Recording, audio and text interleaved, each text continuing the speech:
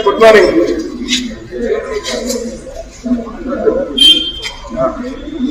Sir. ಇವತ್ತಿನ ಕಾರ್ಯಕ್ರಮ ಬಹಳ ದಿನದಿಂದ ಕರಾವಳಿ ಮಲೆನಾಡು ಜಿಲ್ಲೆ ಏನು ನಮ್ಮ ಕೋಸ್ಟಲ್ ಬೆಲ್ಟಲ್ಲಿ ನಾವು ಕೇರಳ ಮತ್ತು ಗೋವಾ ಅವ್ರು ಯಾವ ರೀತಿ ಕ್ಯಾಚ್ ಮಾಡ್ಕೊಂಡಿದ್ದಾರೆ ಅದರಲ್ಲೇ ನಾವೆಲ್ಲ ಫೇಲ್ ಆಗಿದೆ. ಕಾಂಗ್ರೆಸ್ ಸರ್ಕಾರ ಬಂದು ಬಿಜೆಪಿ ಸರ್ಕಾರ ಬಂದು ನಾವೆಲ್ಲ ಫೇಲ್ ಆಗಿದೆ.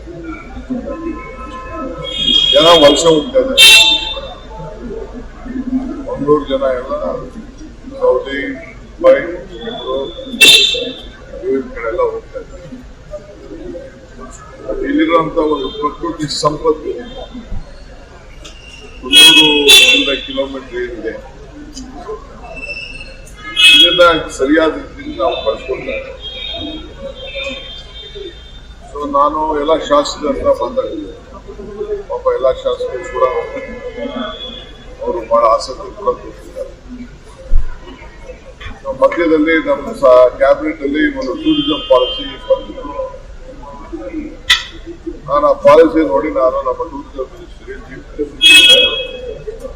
ಈ ರೀತಿ ಪಾಲಿಸಿ ಏನು ನಮ್ಮ ಕರಾವಳಿಗೆ ಆಗುವುದಿಲ್ಲ.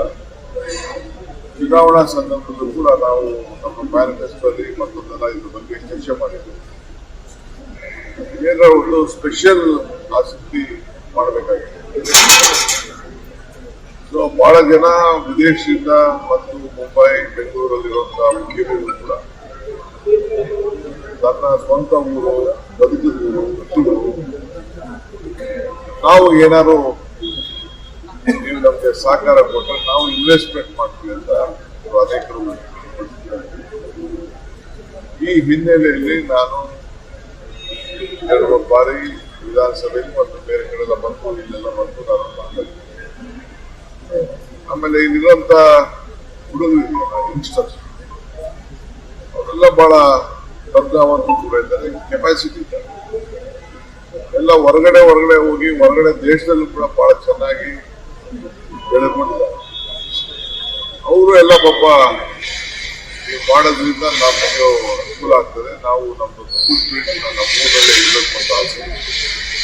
ನಮ್ಮ ಜನ್ಮ ಕೊಟ್ಟಂತ ಭೂಮಿ ಎಲ್ಲರೂ ಕೂಡ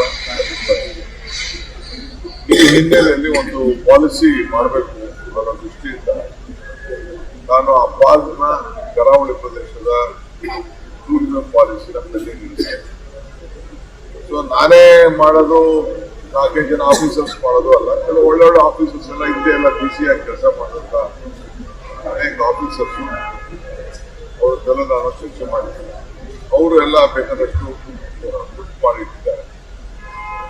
ಸೊ ಇವತ್ತು ನಾನು 12 ಗಂಟೆಗೆ ಕರೆದಿದ್ದೀನಿ. ಅವರನ್ನೆಲ್ಲ ಚರ್ಚೆ ಮಾಡ್ತೀನಿ, ಅವರ ಅಭಿಪ್ರಾಯವನ್ನು ತಿಳಿತೀನಿ. ಅವ್ರಿಗಿರುವಂತ ಕನ್ಸ್ಟೆಂಟ್ಸ್ ಏನಿದೆ, ಅವ್ರಿಗಿರುವಂತ ಸಮಸ್ಯೆಗಳೇನಿದೆ, ಸರ್ಕಾರ ಅವ್ರಿಗೆಲ್ಲ ಏನು ಸಹಾಯ ಮಾಡ್ಬೋದು. ಇಲ್ಲಿ ನಾವು ಸರ್ಕಾರ ಮಾಡೋದು ನಮ್ದು ಇನ್ವೆಸ್ಟ್ಮೆಂಟ್ ಕೆಲವು ಇನ್ಫ್ರಾಸ್ಟ್ರಕ್ಚರ್ ಇರ್ಬೋದು, ಅದು ಬಿಟ್ರೆ ಇನ್ನೇನು ಜಾಸ್ತಿ ಇರುವುದಿಲ್ಲ ಪಾಲಿಸಿ ಅಂತ ಮಾಡೋದು. ಸೊ ಪ್ರೈವೇಟ್ಗೆ ಹೆಚ್ಚಿಗೆ ಪ್ರೋತ್ಸಾಹ ಕೊಡಬೇಕಾಗ್ತದೆ, ಕೆಲವು ಮಾಡಬೇಕು. ಈ ಹಿನ್ನೆಲೆಯಲ್ಲಿ ಕೆಲವೊಂದರೆಲ್ಲ ಮಾತಾಡಬೇಕು. ಮತ್ತು ಕರಾವಳಿ ಪ್ರದೇಶದ ಉಡುಪಿ ಇರ್ಬೋದು, ನಾರ್ತ್ ಕೇರಳ ಇರ್ಬೋದು, ಸೌತ್ ಕೇರಳ, ಸ್ವಲ್ಪ ಮಲೆನಾಡು ಭಾಗ ಇವೆಲ್ಲ ಹೊಂದಿಕೊಂಡಿರೋದ್ರಿಂದ ಇವತ್ತೆಲ್ಲ ಕೂಡ ಮಾತಾಡಿ ಜನಪ್ರತಿನಿಧಿಗಳು ಒಂದು ರೌಂಡ್ ಬೆಂಗಳೂರಲ್ಲಿ ಮೀಟಿಂಗ್ ಮಾಡಿದ್ದೆ. ಈಗ ಉದ್ಯಮಿಗಳು ಮತ್ತು ಜನಪ್ರತಿನಿಧಿಗಳು ಅವರು ಸಹಕಾರ ಕೊಡಬೇಕು.